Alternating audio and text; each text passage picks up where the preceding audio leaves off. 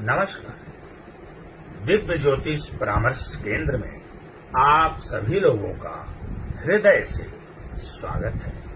प्रिय मित्रों, बात जब किसी भी व्यक्ति के, चाहे वो स्त्री हो या फिर पुरुष, चरित्र की होती है, तो इसके लिए मुख्य रूप से दो ग्रह जिम्मेदार होते हैं, एक शुक्र और दूसरा चंद्रमा।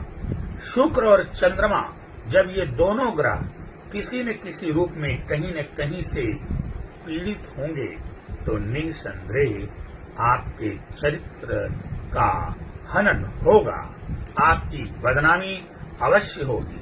आप ऐसे किसी न किसी प्रेम प्रपंच में पड़ेंगे जिसकी वजह से आपको बदनाम किया जा सकता है, या आप वास्तव में उस कुकृत्य को करके बदनामी का रास्ता स्वयं तैयार कर लेते हैं। ऐसे स्थिति में जन्म कुंडली में शुक्र और चंद्रमा दोनों का शुभ एवं बलवान होना नितांत आवश्यक है।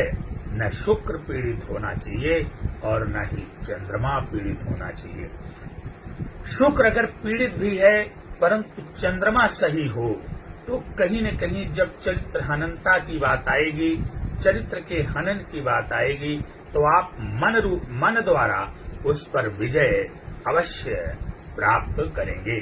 परंतु चंद्रमा भी खराब हो जाए, शुक्र भी खराब हो जाए तो निसंदेह आपके चरित्र का हनन होगा और जीवन में आपकी बहुत बड़ी बदनामी होगी।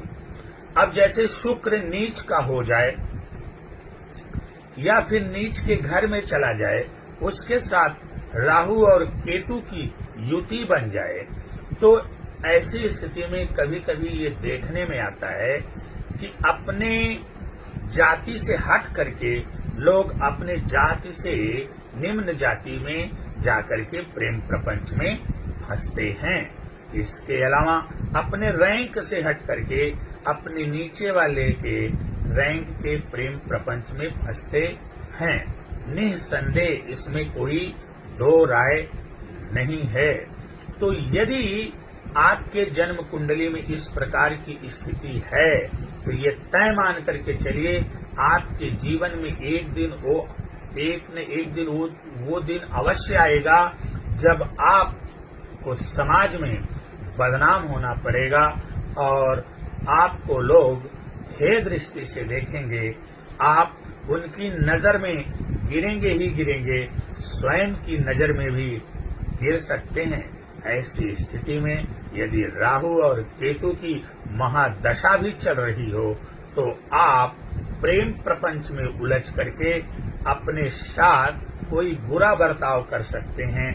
आप ड्रग्स का सेवन कर सकते हैं, नशीली दवाओं का प्रयोग कर सकते हैं, आप मदिरा का सेवन भी कर सकते हैं। साथ ही साथ स्थितियां और बिगड़ेंगी तो आप आत्महत्या भी कर सकते हैं।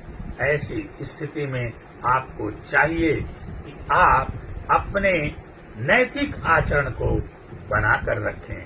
यदि आपके जीवन में इस प्रकार की किसी भी समस्या का सूत्रपात हुआ है तो फिर किसी अच्छे ज्योतिषी से, गुरु से परामर्श लेकर के आप अपने आप को सही कर लीजिए, अन्यथा आपको पछताना पड़ेगा।